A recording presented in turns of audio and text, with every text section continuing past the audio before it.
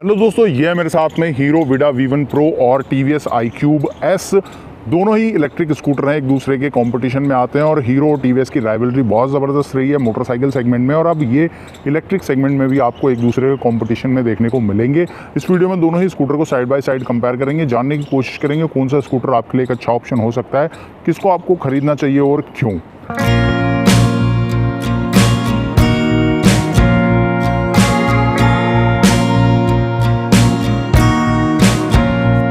Comparison की शुरुआत करते हैं लुक्स एंड डिज़ाइन के साथ में। सबसे पहले फ्रंट में अगर आप देखें तो दोनों ही स्कूटर के अंदर आपको बहुत ज़बरदस्त फीचर्स देखने को मिलते हैं। विडा के अंदर आपको LED टर्न इंडिकेटर्स देखने को मिल जाते हैं जो इसके टॉप पर माउंट किए गए हैं। इसके बाद जो लाइटिंग सेटअप है वो आपको LED मिलता है। यहाँ पर ये DRLs आपको मिलते हैं, प्रोजेक्टर हेडलैम्प सेटअप आपको दिया गया है और ये आपको काफ़ी ज़बरदस्त विजिबिलिटी ऑफर करता है। फ्रंट में आपको टेलीस्कोपिक सस्पेंशन देखने को मिलेगा। फ्रंट व्हील में आपको डिस्क ब्रेक मिल जाता है और फ्रंट का जो व्हील है ये आपको मशीन कट फिनिश के साथ में देखने को मिलता है, जहाँ पर 90/90 सेक्शन का टायर आपको देखने को मिलता है। वहीं पर बात करें TVS iQube S की, तो iQube S के अंदर आपको ऊपर की तरफ में यहाँ पर U शेप का एक LED DRL दिया गया है। इसके बाद में जो लाइटिंग सेटअप है वो यहाँ भी आपको LED देखने को मिलता है। टर्न इंडिकेटर आपको इसी लाइटिंग के साथ में दिए गए हैं जो कि LED हैं। इसके फ्रंट व्हील में भी आपको डिस्क ब्रेक देखने को मिलेगा, टेलीस्कोपिक सस्पेंशन मिलता है और यहाँ पर भी आपको मशीन कट अलॉय व्हील्स दिए गए हैं। 90/90 सेक्शन का फ्रंट टायर आपको यहाँ भी दिया गया है। तो जैसा मैंने पहले कहा कि काफ़ी सारी सिमिलरिटीज़ आपको इन दोनों ही स्कूटर के साथ में देखने को मिलेंगी। तो फ्रंट डिज़ाइन जो है वो अलग है, लेकिन फीचर्स अगर आप देखो तो काफ़ी हद तक एक जैसे नज़र आते हैं। और अब बात करते हैं साइड प्रोफाइल की। तो साइड से अगर आप देखोगे तो विडा जो है वो आपको थोड़ा सा ज़्यादा फ्यूचरिस्टिक नज़र आएगा। विडा के अंदर आपको 155 mm की ग्राउंड क्लियरेंस मिल जाती है। इसका रियर व्हील अगर आप देखोगे तो सिंगल साइड माउंट है और इस साइड से आपको ये पूरा ओपन नज़र आता है। मशीन कट अलॉय है। रियर में आपको 100/80 सेक्शन का टायर दिया गया है और यहाँ पैनल के ऊपर आपको V1 Pro की बेंडिंग देखने को मिल जाती है। पूरा फाइबर में ये स्कूटर आपको देखने को मिलता है।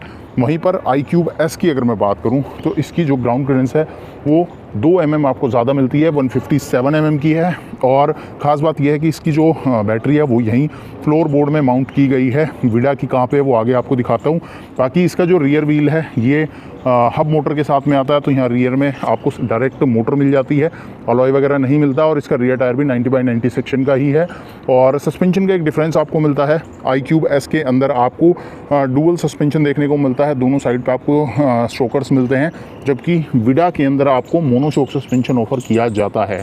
इसके अलावा iQube S की जो बॉडी है वो भी आपको कंप्लीट फाइबर ही देखने को मिलती है।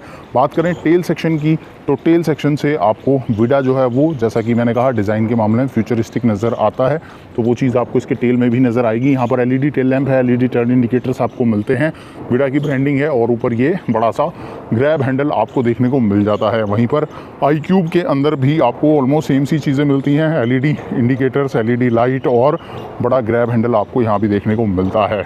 अब लुक्स एंड डिज़ाइन के मामले में दोनों ही स्कूटर काफ़ी अच्छे नज़र आते हैं।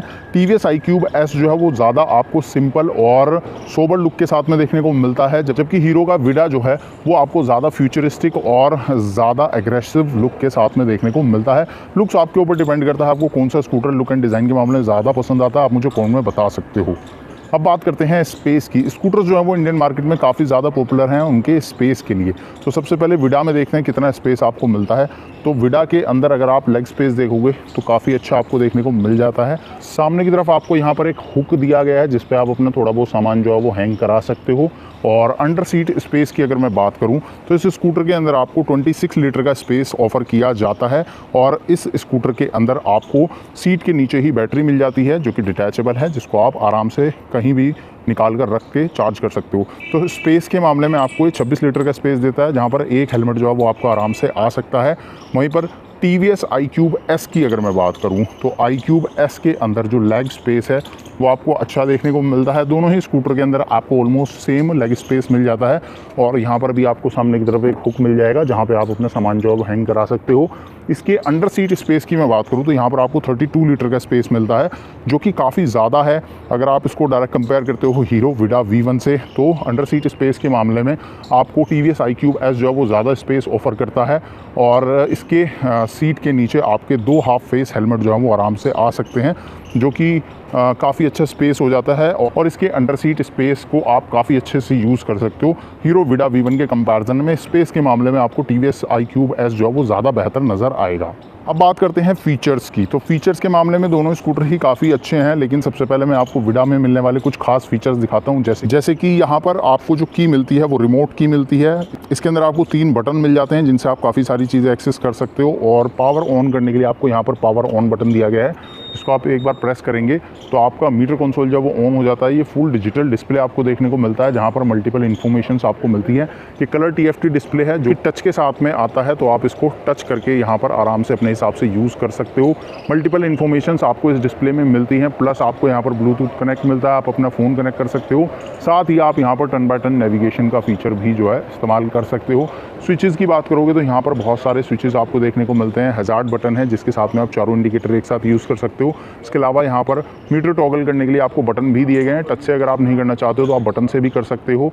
और इस साइड में अगर आप आओगे तो यहाँ पर आपको क्रूज़ कंट्रोल भी मिलता है, जो कि काफ़ी ज़बरदस्त फीचर है। एक लिमिटेड स्पीड पर अगर आप क्रूज़ कराना चाहते हो तो एक बार आपको क्रूज़ सेट करना है, उसके बाद में आप आराम से इसको चलाते रहो। यहाँ पर मोटर कट करने के लिए एक किल स्विच भी दिया गया है। मोड बटन आपको यहाँ पर मिलता है जहाँ से आप मोड चेंज कर सकते हो, और एक इमरजेंसी सिचुएशंस के लिए SOS बटन भी आपको दिया गया है। साथ ही इस डिस्प्ले के साथ में आप पार्किंग असिस्ट का भी इस्तेमाल कर सकते हो, जिसमें आप रिवर्स फीचर को भी इस्तेमाल कर सकते हो। यानी कि अगर आपको स्कूटर को रिवर्स करना है या फॉरवर्ड करना है तो पार्किंग में जब हम स्कूटर को लगाते हैं, आगे पीछे करना होता है, तो पार्क असिस्ट आपको काफ़ी अच्छा फीचर इस स्कूटर के साथ में ऑफ़र किया जाता है। इसके अलावा एक और ख़ास चीज़ आपको यहाँ पर दी गई है, जो कि है ये चार्जिंग पोर्ट। बेसिकली ये नॉर्मल चार्जिंग पोर्ट नहीं है, ये फास्ट चार्जिंग के लिए दिया गया है। तो विडा V1 के अंदर आपको फास्ट चार्जिंग का सपोर्ट भी मिलता है। अगर आप फास्ट चार्जर के साथ इस स्कूटर को चार्ज करते हो तो लगभग 65 मिनट में आप इसको 0 से 80% तक चार्ज कर सकते हो। बाकी नॉर्मल चार्जिंग में कितना समय लगता है आपको आगे बताऊंगा। तो फीचर्स के मामले में विडा के अंदर तो काफ़ी अच्छे फीचर्स आपको ऑफर किए जाते हैं। बात करते हैं iQube के अंदर आपको क्या कुछ फीचर्स मिलते हैं। तो TVS iQube की अगर की बात करूं तो यहाँ पर आपको नॉर्मल की देखने को मिलती है, फ्लिप की है, और इसके अंदर यहाँ एक लाइट भी दी गई है जिसका आप यूज़ कर सकते हो। रात के समय में पार्किंग वगैरह में अगर आपको इसके लॉक को ऑन करना है, ढूंढना है कहाँ पे है, तो वो आप देख सकते हो। बाकी यहाँ पर भी आपको एक बड़ा स्क्रीन देखने को मिलता है, ये भी TFT डिस्प्ले है लेकिन ये टच नहीं है। प्लस जब आप की ऑन करते हो तो डिस्प्ले ऑन नहीं होता, आपको साइड स्टैंड हटाना है, उसके बाद स्कूटर को आपको ऑन करना है, तभी बाकी सारी चीज़ें जो हैं वो आप एक्सेस कर सकते हो।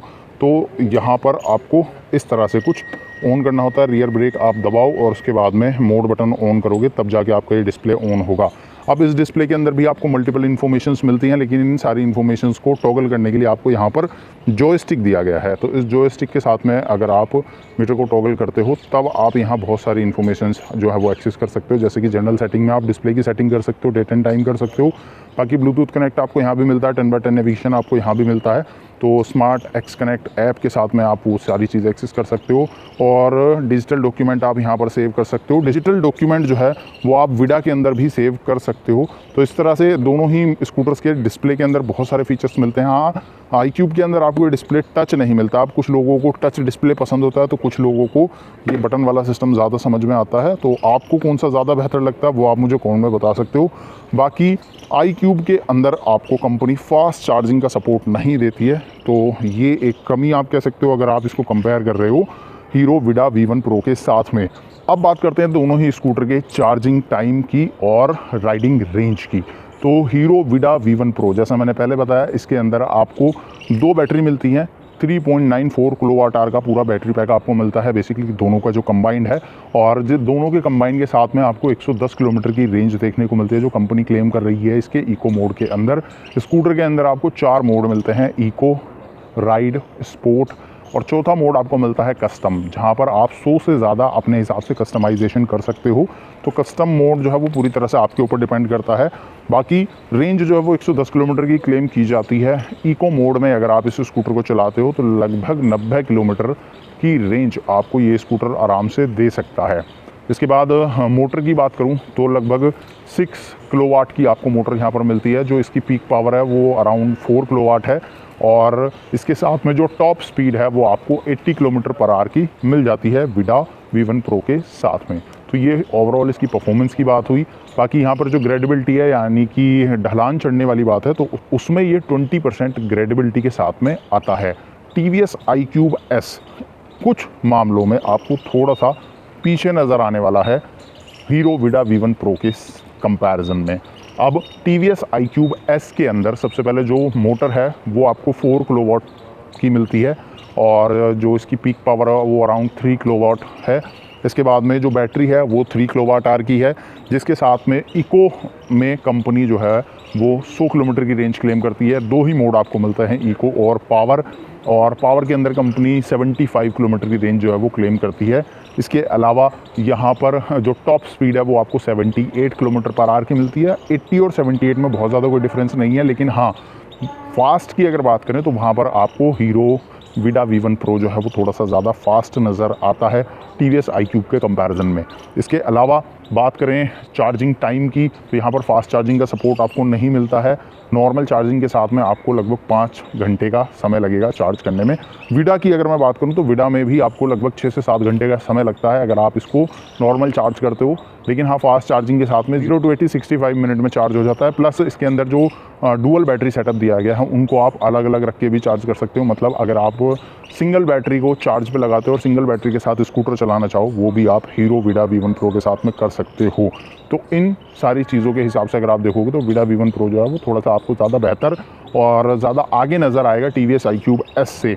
अब बात करते हैं कीमत की, तो हीरो विडा V1 Pro जो है वो आपको लगभग 1,25,900 रुपये दिल्ली एक्स शोरूम प्राइस के साथ में मिल रहा है और TVS iQube जो है वो लगभग 1,38,000 रुपये एक्स शोरूम प्राइस के साथ में मिल रहा है। दोनों ही स्कूटर के अंदर आपको एक लोअर वेरिएंट भी मिलता है जिसकी कीमत फीचर रेंज वगैरह जो है वो और कम हो जाते हैं।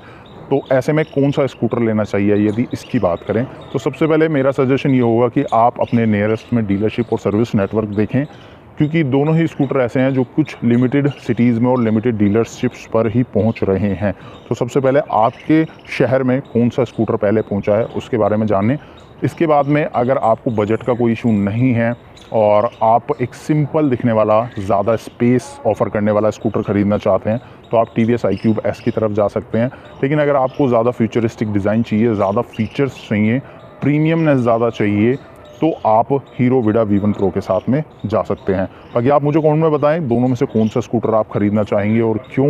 वीडियो पसंद आया लाइक करें, चैनल पर नए आ रहे हैं सब्सक्राइब करें, नोटिफिकेशन बेल को ऑन करें। इसी तरह के न्यूज़ रिव्यूज़ कंपैरिजंस आपको हमारे इस चैनल पर देखने को मिलते रहते हैं।